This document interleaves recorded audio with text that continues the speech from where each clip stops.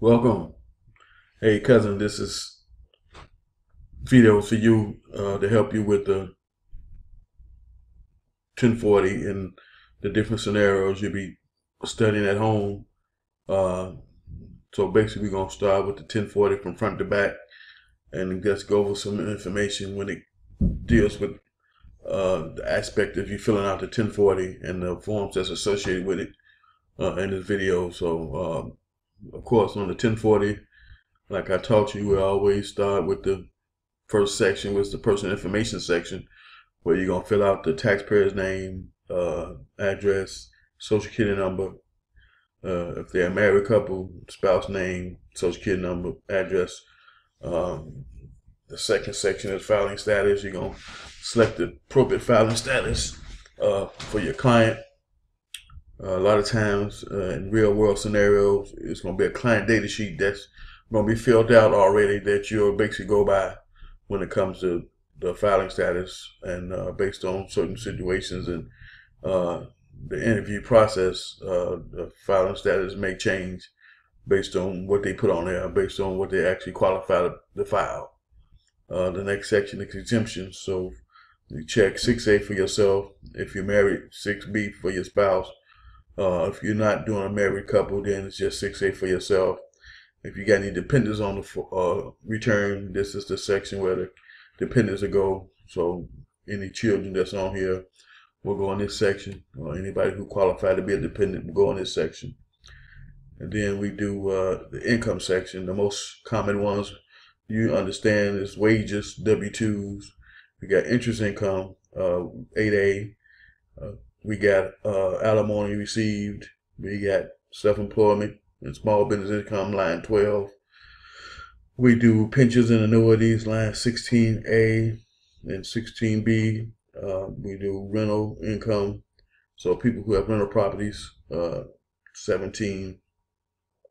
19, unemployment compensation. 20, social security benefits. 21 will be other income. The most common one you'll see on 21 will be 1099s. With box 3, other income.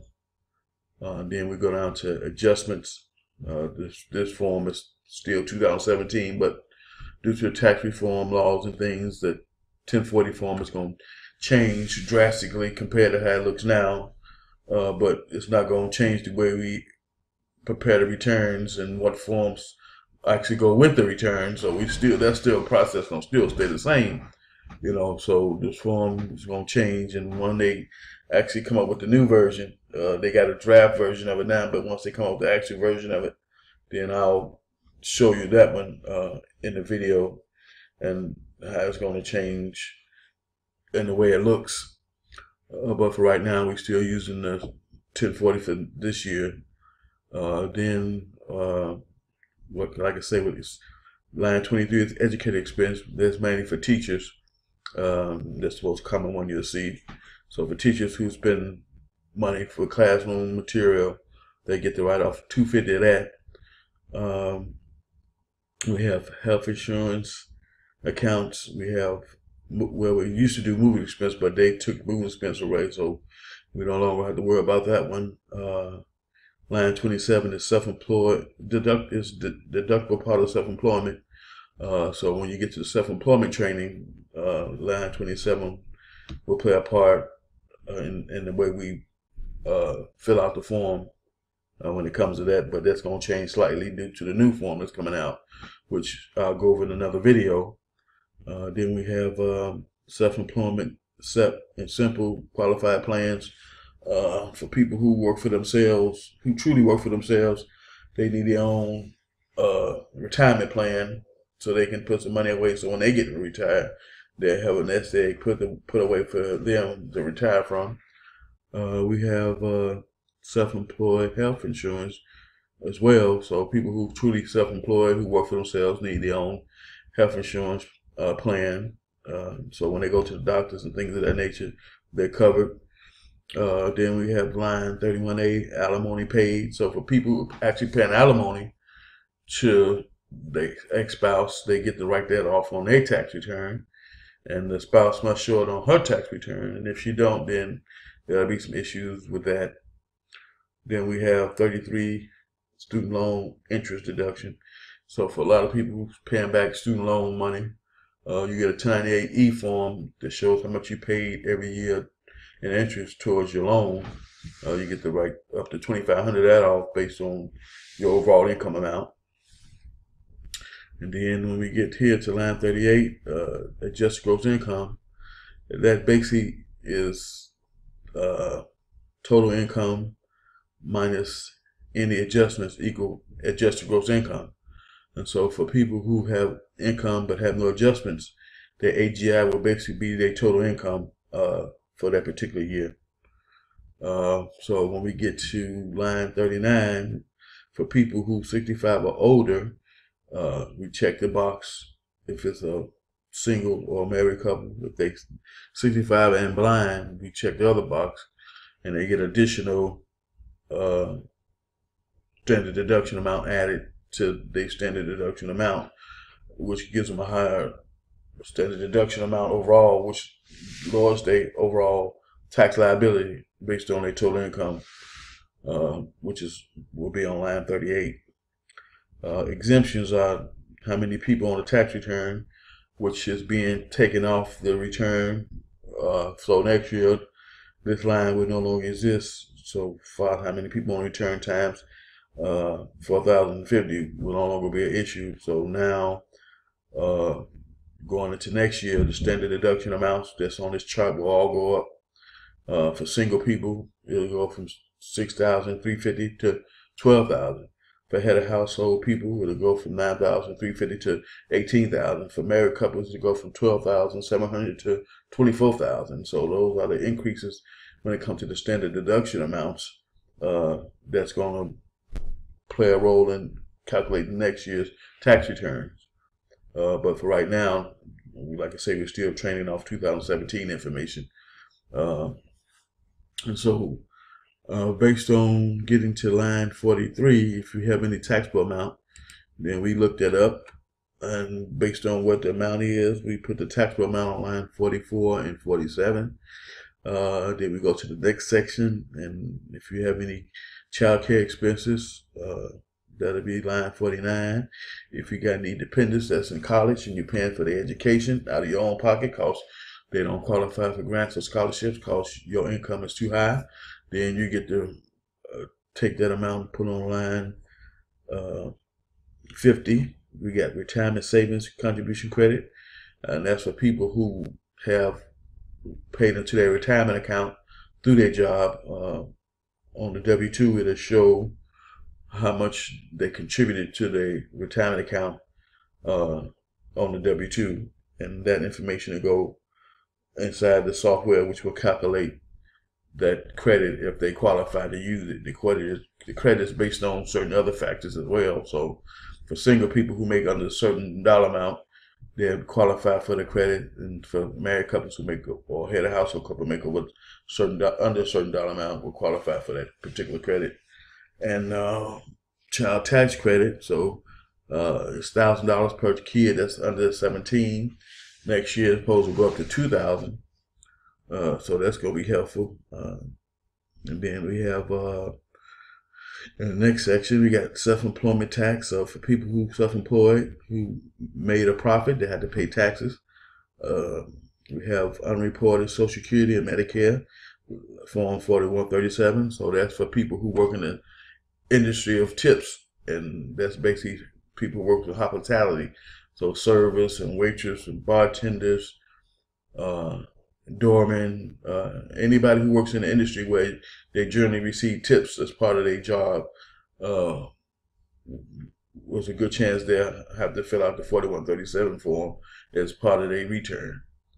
Also for people who, line 59 is additional tax on IRAs and other qualified retirement plans. So you got people who, the most common one you see is when people draw down money out of their retirement account before they've actually retired, and they're under 59 and a half, they'll get the 1099-R form, which will show how much money they received, and it'll show the code on why they got the money. And so they'll pay a additional tax on the money that they drew down to do whatever they needed to do with it, unless it's exceptions to that they may not know about before they actually drew the money down. Because if they know, there's certain reasons why you can draw money down that allow you to get get the money out without being penalized. And so one of them is your first time home buyer. So if you drew down $10,000 to buy your first home, then you wouldn't be penalized for that.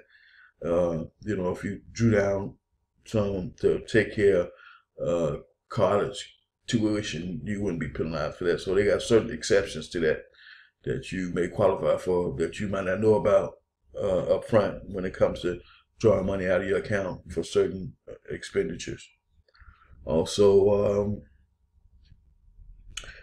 the next section is payments. So 64A is dealing with federal withholdings from W-2s and 1099s. So any federal taxes taken out of your W-2s or your 1099 incomes will be on line 64. 66A is earned income credit. So for people who generally fall into the low income status, who make a certain dollar amount, who has dependents, qualify for earned income credit, which that amount go on 66A. We have 67 additional child tax credit. So a lot of times, people who have children who receive earned income credit, they may also receive additional tax credit. And again, line 70, not 70, but line 69 is net premium tax credit, Form 8962. This basically for people who paying for their own health insurance out of their own pocket. They get a write-off for that. And then line 68 is American Opportunity Credit, which is based on line 50. Those two go together. So for people paying for their own college education or for their children's education, because they don't qualify for scholarships or grants, they're able to utilize that as a deduction on their return. And so those are basically what we cover in the basic income tax course that I teach for people who want to learn how to do income taxes, especially for a career. And so I basically go from the front page to the back, and we check off everything the course gonna cover. Even though you will have a syllabus with the same thing, I still like to just take them through the 1040 and have them check off everything that's gonna be covered in the course as just as a visual. So, cousin, when it comes to this form here,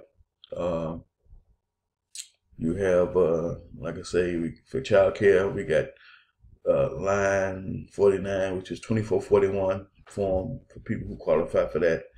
Education credit 8863 for people who qualify for that.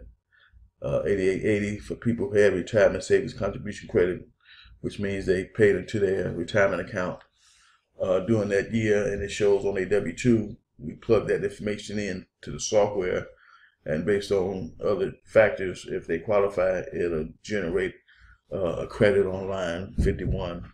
Child tax credit for people under 17, and they have a tax liability on line 47. That credit will kick in to help reduce that. For people who have children under 17 who qualify for the credit but couldn't use it because they didn't have any tax liability at all on line 47, then we go down to line 67 to see how much of additional tax credit they may qualify for based on filing status and income and how many children that they're claiming on a tax return. So there's different variables to each form and how they filled out. And so if you had the knowledge and you can memorize it and you know the requirements and the qualifications when it comes to these credits and deductions, then that helps you to be able to answer questions on the spot for clients, which helps you to close clients potential clients becoming clients, because you have the ability to show them what you know right there on the spot and help them to bring value to whatever situation they may be going through when it comes to looking for someone to prepare their returns coming for the upcoming season. So cousin, in another video, we're gonna actually go through each form that's gonna be associated with the 1040, and we're gonna go through them line by line on how to fill them out and how to get the right information off the 1040 to fill out certain forms. So in this video is a training tutorial for people who going through my income tax course or going through my partnership or career training program, who learning how to prepare individual income taxes as a partner of mine or as a individual who making a career out of it. I have two different programs. I got the partnership and I got the career training program. So whatever program they happen to be in and they new to this industry, they get to learn how to prepare individual income taxes, as well as the business aspect of running an income tax service as part of the training program that I provide for my students. So in the next video, we're gonna go through several other forms step by step that's gonna help you to be able to fill out the 2441 form, the 8812 form, the EIC form, the child tax credit form, the education credit form, 8863. And so we're gonna go through some of the different incomes, unemployment, W-2s, alimony, self-employed individuals, pensions and annuities, Social Security. So basically we're gonna cover all the different income sections that's covered in the basic course, which is line 7, 8A, 11, 12, 16, 17, 19, 20, and 21. As far as income, as far as adjustments, we cover line 23, 25, 27, 28, 29, 31, 33. On the back side, we cover lines 38, 39, 40, 41, 42, 43.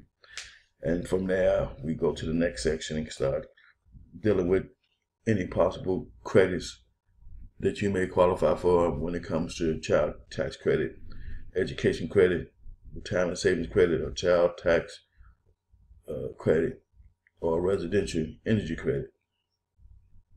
So basically, from front to back, you're going to have videos that's going to cover the full program and how to fill out the individual forms that's associated with the different tax returns that you're going to be learning how to do, that you can use for a reference point. So I'm going to send you this video link to your email so you can check it out, your own disclosure. And we hopefully get together Saturday, which is October the 27th. And by the end, I've been created another video. And so you have at least two sitting in your email that you can use to watch when you get ready. And I'll see you in the next video, cuz.